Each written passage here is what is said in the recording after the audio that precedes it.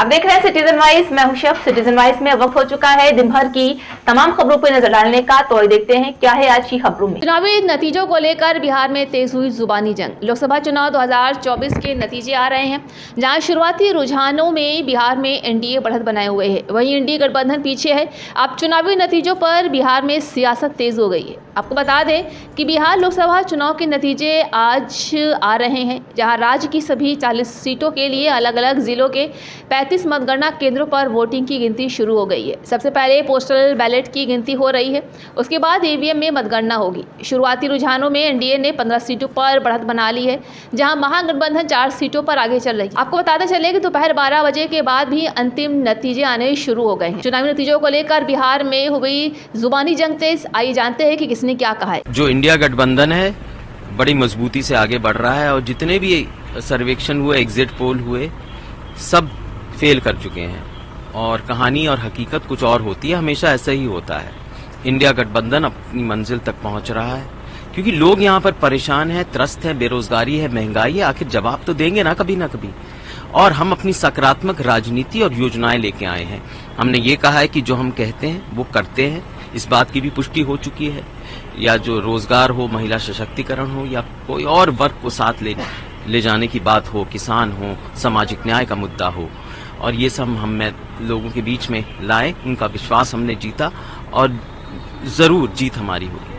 Sir, 2019 से बात करें तो 2024 के काउंटिंग में हम लोग देख रहे हैं कांग्रेस बेहतर प्रदर्शन कर रही है और राहुल गांधी ने भी 295 सीटों का ऐलान कर दिया कि हमें मिलेंगे। क्या कहेंगे? नहीं, वो इसी देखिए बहुत ज्यादा फर्क है उधर और आपके चुनाव में, क्योंकि 5 सालों में जैसे दुर्गति हुई है, इस देश की बर्बादी का संचालन इस सरकार ने किया है। बिहार में खास तौर से डबल इंजन सरकार जो विफल हुई है, वो एक तरह से लोग अपने परेशानी को, अपनी नाराजगी को दर्ज करेंगे आज।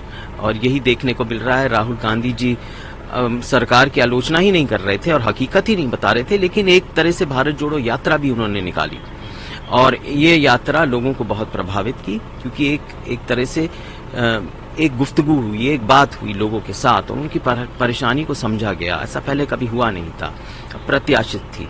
तो उसका भी असर है, बहुत सारी चीजों का असर है। सबसे ज्यादा इस सरकार से जो नाराजगी है वो व्यक्त हो रही है। 400 पार का स्लोगन बीजेपी दे रही थी, हालांकि ऐसा अभी काफी टफ लग रहा है, क्या कहेंगे? नहीं, टफ नहीं, वो नामुमकिन था। वो इसलिए कह रही थी क्योंकि चाहती थी कि किसी तरह संविधान को बदलें। वो तो मुमकिन था, नामुमकिन था। आप जानते हैं बड़े बड़े दावे पहले भी किए गए थे। इतिहास साक्षी है, 2004 में जब कहा गया था एक चमकता हुआ भारत उभर के आएगा, और लोगों ने आईना दिखाया आवाम ने। लोकतंत्र में आवाम बोलती है, आवाम बोल रही है। वो ये कह रही है कि अब इस सरकार को अलविदा कहेंगे।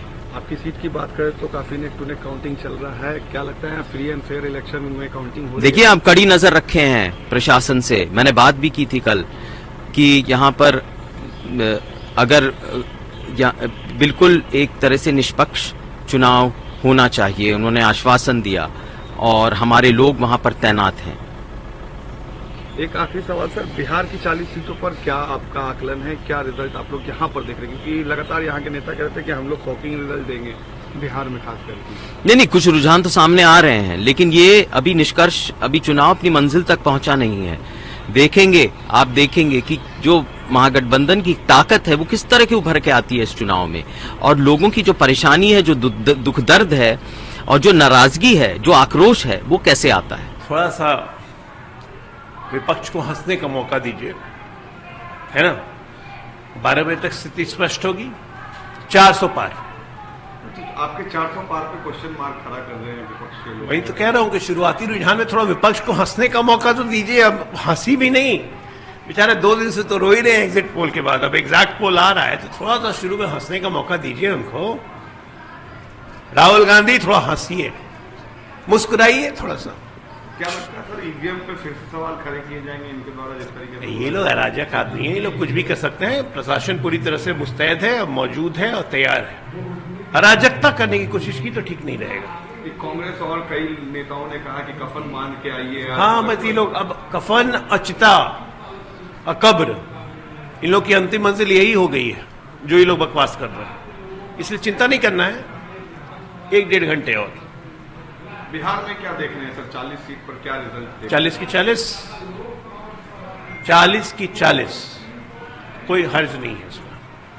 लालू परिवार के 2 सदस्य बिहार रिटायर्ड हर्ट, एक बैक टू सिंगापुर, दूसरा बैक टू फार्म हाउस। तो ये थी आज की अहम खबर। ताज़ा खबरों के अपडेट के लिए जुड़े रहिए हमारे साथ सिटीजन वाइज पर। हमारे चैनल को लाइक, शेयर और सब्सक्राइब करना ना भूलें।